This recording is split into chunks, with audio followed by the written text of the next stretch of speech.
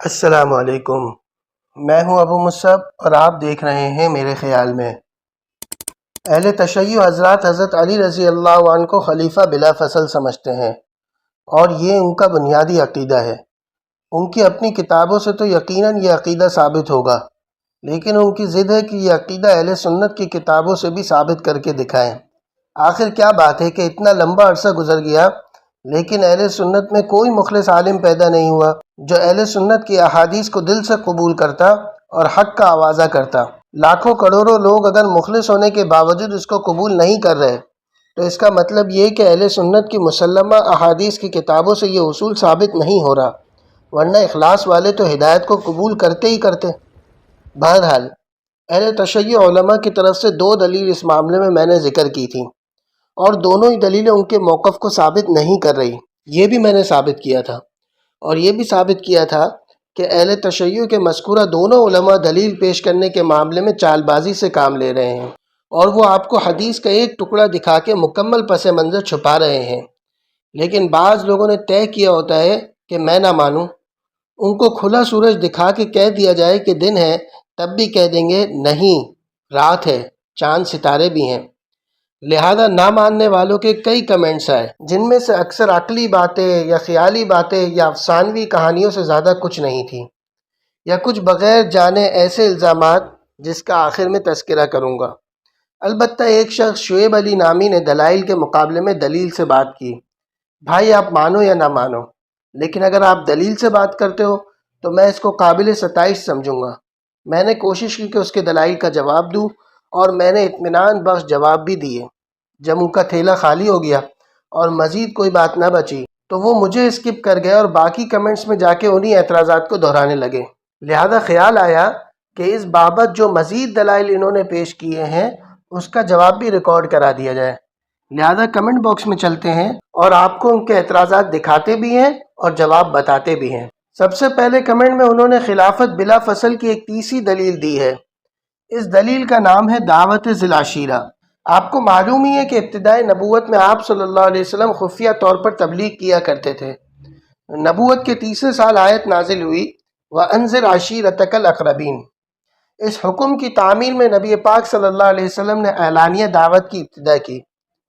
اب اس کا ایک مشہور قصہ ہے جو بخاری، مسلم، صحیح ستہ کی باقی کتب، مسند احمد، دارمی وغیرہ تمام احادیث کی کتابوں میں موجود ہے کہ نبی پاک صلی اللہ علیہ وسلم نے قریش کے تمام قبائل کو جمع کیا، پہاڑ کے اوپر کھڑے ہوئے تھے تو یہ کہا کہ اگر میں تمہیں یہ خبر دوں کہ پہاڑ کے پیچھے سے ایک بڑا لشکر آ کے تم پہ چڑھائی کرنے والا ہے تو تم مانو گے؟ جس پہ تمام لوگوں نے بیک آواز کہا کہ آپ صادق و امین ہیں، ہم آپ کی بات کیوں نہیں مانیں گے۔ جب نبی پاک صلی اللہ علیہ وسلم نے ان سے کہا کہ اگر تم ایمان نہیں لائے تو تم پر اللہ کا عذاب نازل ہوگا، اس پر ابو لہب نے پتھر اٹھایا تھا اور تبًّا لک یا محمد کہا تھا، جس کے جواب میں سورۃ اللہب نازل ہوئی۔ یہ مشہور قصہ تو تمام احادیث کی کتابوں میں موجود ہے۔ اس میں اہل تشیع ایک اور روایت ذکر کرتے ہیں جو اہل سنت کی احادیث کی کتابوں میں مسند احمد اور امام بیہقی کی دلائل النبوہ میں موجود ہے۔ اس کے علاوہ تفاسیر کی کتابوں میں یہ حدیث موجود ہے۔ اس میں جو روایت زیادہ تفصیلی ہے اس میں عبد الغفار ابن قاسم متفرد ہے جو غالی شیعہ راوی ہے۔ اس پہ الزام ہے کہ یہ اپنے مسلک کی تائید میں جعلی حدیثیں گھڑ لیا کرتا تھا اور اس کو جائز سمجھتا تھا، اس لیے اس کی پیش کردہ روایت تو توجہ دینے کے لائق نہیں تھی۔ لیکن اس کے بعض جزئیات جس میں اہل تشیع کا محل استدلال موجود ہے وہ ثقہ راویوں سے بھی ثابت ہیں۔ تاہم مشہور روایت اور اس روایت میں فرق یہ ہے کہ مشہور روایت میں نبی پاک صلی اللہ علیہ وسلم نے تمام قبائل قریش کو جمع کیا تھا، جبکہ اس روایت میں نبی پاک صلی اللہ علیہ وسلم نے محض بنی عبد المطلب کو جمع کیا۔ اس روایت کے راوی حضرت علی رضی اللہ عنہ جو اندازاً اس وقت 10 سال کے تھے، وہ کہتے ہیں کہ نبی پاک صلی اللہ علیہ وسلم نے مجھے ہی سب کو دعوت دینے کا کہا تھا، اور اس مجلس میں ایک روایت کے مطابق 30 اور ایک روایت کے مطابق 40 آدمی تھے۔ مکمل قصہ آپ کے سامنے اسکرین پہ شو بھی ہو رہا ہے۔ ہم اس کے ان جملوں پہ آ جاتے ہیں جو ان کا محل استدلال ہے۔ نبی پاک صلی اللہ علیہ وسلم نے فرمایا کہ یہ حضرت علی رضی اللہ عنہ ان ھذا اخی و وصی و خلیفتی فیکم، کہ یہ میرے بھائی ہیں، میرے وصی ہیں اور تم میں میرے نائب ہیں، فاسمعوا لہ واطیعوا، لہذا اس کی بات غور سے سنو اور اس کی اطاعت کرو۔ باقی قصہ تو آپ دیکھ ہی رہے ہیں۔ اس کے علاوہ اس جملے کو ایک اور راوی نے اس طرح بیان کیا، کہا ایکم یقضی عنی دینی، تم میں سے کون میرا قرض ادا کرے گا، وَيَكُونُ خلیفتی فی اہلی، اور میرے گھر والوں میں میرا خلیفہ بن جائے گا۔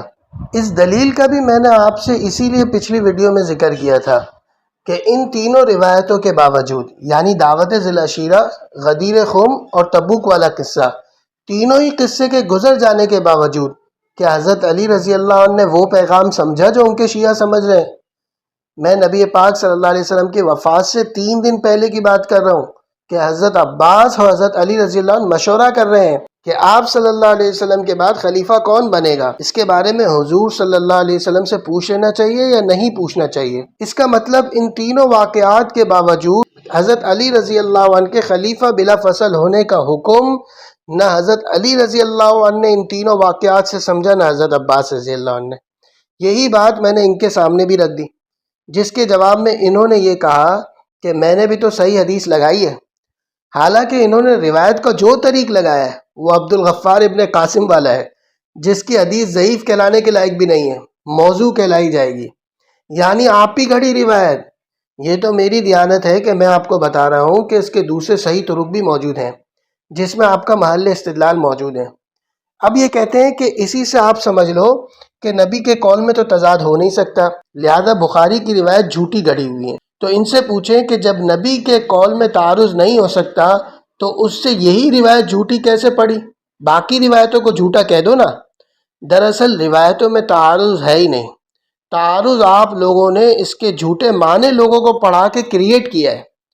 جب حدیث کو اس کے پس منظر سے کاٹ دو گے اور بیچ کا کوئی ایک ٹکڑا اٹھا کر من مانا استدلال کرو گے تو اسی طرح تعارض نظر آئیں گے۔ جب روایتوں میں تعارض ہو تو کسی بھی ایک روایت کو بلا وجہ کیسے جھوٹا کہہ سکتے ہو؟ یا تو ایک روایت جھوٹی ہے یا دوسری جھوٹی ہے، یا دونوں سچی ہیں، تو ایک کا معنی آپ نے غلط سمجھا ہے یا دوسرے کا معنی میں نے۔ روایت کا سچا اور جھوٹا ہونا راوی سے پہچانیں گے، اور مطلب کا صحیح اور غلط ہونا عقل سے۔ اب پہلے راویوں کو دیکھ لیتے ہیں تاکہ روایت کی قوت کا اندازہ ہو۔ تو انہوں نے جو روایت پیش کی ہے اس کے بارے میں تو میں نے آپ کو بتا دیا کہ اس میں ایک راوی پہ روایت گھڑنے کا الزام ہے، لیکن اس بات کو اگنور کرتے ہیں، آپ کی روایت صحیح ہے۔ اب جو روایت میں نے پیش کی ہے یہ اس پہ کیا اعتراض کرتے ہیں یہ دیکھتے ہیں۔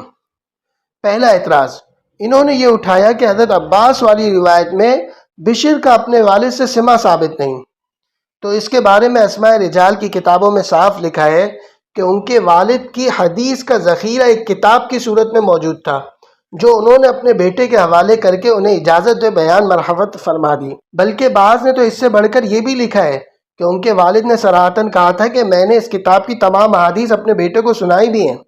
اگر آپ اس بات کو تسلیم نہ بھی کریں تو بیٹے کو کتاب دے کر اس کو حدیث بیان کرنے کی اجازت دے دینا حدیث کے اتصال کے لیے کافی ہوتا ہے، لہذا اس کی وجہ سے حدیث پر طعن کرنے کی حیثیت زیرو ہو جاتی ہے۔ پھر امام بخاری رحمۃ اللہ علیہ اس کی ایک اور سند بھی تو ذکر کر رہے ہیں، آپ کو یہ نہیں پسند تو وہ لے لیں، لیکن دراصل آپ کو حدیث کی سند سے نہیں اس کے متن سے ہی مسئلہ ہے۔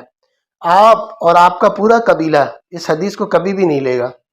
دوسرا اعتراض انہوں نے امام زہری پہ کیا کہ وہ بنی امیہ کے پولیس والے تھے، تو ان کی اطلاع کے لیے عرض کر دیا جائے کہ وہ پولیس والے نہیں تھے، قاضی تھے۔ بنو امیہ جیسے بھی تھے لیکن قرون اولیٰ کے معاشرے میں وہ ان دشمن نہیں بن سکتے تھے، دکھلاوے کوئی صحیح، لیکن قاضی تو انہیں کسی جانے مانے عالم کو ہی بنانا پڑتا تھا۔ اور امام زہری ہی کے شاگرد رجا ابن حیوہ کا کارنامہ ہے کہ انہوں نے سلیمان ابن عبد الملک سے عمر ابن عبد العزیز رحمۃ اللہ علیہ کو خلیفہ نامزد کروا دیا، جنہوں نے خلیفہ بن کے بنو امیہ کی ایجاد کی ہوئی تمام خرافات کو بیک جنبش قلم ختم کر دیا۔ امام زہری رحمۃ اللہ علیہ سکہ نہیں، ثقات کے امام تھے۔ اگر آپ یہ التزام کرتے ہو کہ آپ اہل سنت کی کتابوں سے اپنا عقیدہ ثابت کرو گے تو آپ امام زہری پہ تنقید نہیں کر سکتے، کیونکہ تمام اہل سنت کے ہاں امام زہری کی ثقاہت مسلم ہے۔ البتہ وہ کبھی سند سے اپنے شیخ کا نام حذف کر کے ڈائریکٹ صحابی کا نام ذکر کر دیتے ہیں اور کہہ دیتے ہیں عن فلانن، اور عادت علم حاصل کرنے کے بارے میں ان کی یہ تھی کہ اپنے نبی کی حدیث جہاں سے بھی ملتی لے لیتے۔ اس لیے محدثین نے کہا کہ اگر یہ کسی روایت میں عن فلانن کہیں کہ یہ بات مجھے فلانے سے پہنچی ہے اور یہ کنفرم نہ ہو کہ اس سے ڈائریکٹ لی ہے یا انڈائریکٹلی اس سے حدیث لی ہے، تو پھر اس روایت پہ نقد کیا جا سکتا ہے، کیونکہ ممکن ہے وہ روایت ان کو انڈائریکٹلی پہنچی ہو، درمیان میں ایک راوی کوئی اور ہو اور وہ درمیانہ راوی ضعیف ہو۔ لیکن اس روایت میں تو انہوں نے عن فلان ذکر ہی نہیں کیا، بلکہ صاف کہا ہے اخبرنی عبداللہ ابن کعب۔ یہ صراحت ہے کہ انہوں نے عبداللہ ابن کعب سے ڈائریکٹ یہ روایت سنی ہے، لہذا اس روایت پہ کہیں سے نقد کی گنجائش باقی نہیں رہتی۔ اب آگے اور کوئی نہیں ملا تو تیسرا اعتراض انہوں نے عبداللہ ابن عباس رضی اللہ عنہ پہ کیا کہ تحقیق کریں کہ اس وقت ان کی عمر کتنی تھی۔ دراصل یہ بات انہوں نے اس وجہ سے کہی کہ حضرت عبداللہ ابن عباس رضی اللہ عنہ جو اپنے والد اور چچا زاد بھائی کا قصہ نقل کر رہے ہیں، وہ نبی پاک صلی اللہ علیہ وسلم کے انتقال کے وقت 13-14 برس کے تھے، کیونکہ ہجرت سے 3 سال پہلے پیدا ہوئے ہیں۔ شاید یہ کہنا چاہ رہے ہو کہ ایک نابالغ کی روایت کیسے قبول کی جا سکتی ہے، حالانکہ روایت کا قبول کرنے کا تعلق عمر سے نہیں ہوتا، بلکہ 2 چیزوں سے ہوتا ہے، ایک اس کی عدالت یعنی نیک ہونا، اور دوسرا اس کا حافظہ۔ ظاہر ہے عبداللہ ابن عباس رضی اللہ عنہ کی عدالت میں تو کلام ہو ہی نہیں سکتا، اسی طرح حافظے میں بھی کلام نہیں ہو سکتا۔ 13-14 سال کا بچہ بڑی عمر کے لوگوں سے عام طور پہ زیادہ بات کو محفوظ رکھنے کی صلاحیت رکھتا ہے، اسی وجہ سے ہمارے ماحول میں زیادہ تر بچے چھوٹی عمر میں قرآن حفظ کرتے ہیں۔ اہل تشیع کے یہاں تو اس کا اہتمام اہل سنت کی طرح ہے نہیں، ورنہ ان کو بھی اس کا اندازہ ہوتا۔ دوسری مضحکہ خیز بات یہ ہے کہ جو روایت ذوالعشیرہ والی انہوں نے پیش کی ہے، اس کے راوی حضرت علی کی عمر بھی اس وقت 13 سال ہی تھی۔ تو تھوڑی دیر پہلے میں نے آپ سے ذکر کیا تھا کہ کس روایت کو ماننا ہے اور کس کو نہیں ماننا، اس کا معیار بھی ان کا اپنا من مانا ہے۔ یہ تو بات ہو گئی سند کی۔ دعوت ذوالعشیرہ کے مقابلے میں تو اس حدیث کی سند زیادہ قوی ہے، البتہ دونوں ہی سندیں ٹھیک ہیں، لہذا کسی بھی واقعے کو جھوٹا نہیں کہا جا سکتا۔ دوسرا آپشن رہ جاتا ہے کہ آپ اپنی روایت کا مطلب غلط بتا رہے ہو یا میں اپنی روایت کا۔ تو روایت کے مطلب پر دیکھتے ہیں انہوں نے کیا اعتراض اٹھایا ہے۔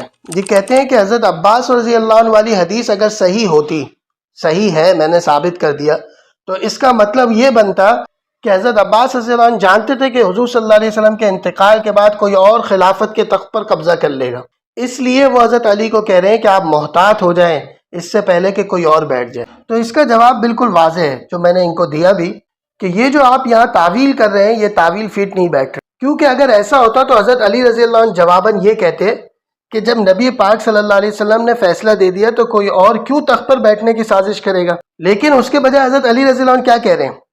وہ یہ کہہ رہے ہیں نہیں، میں حضور صلی اللہ علیہ وسلم سے نہیں پوچھوں گا، کیونکہ اگر نبی نے منع کر دیا تو پھر کوئی کبھی بھی مجھے عہدہ دینے کو تیار نہیں ہوگا۔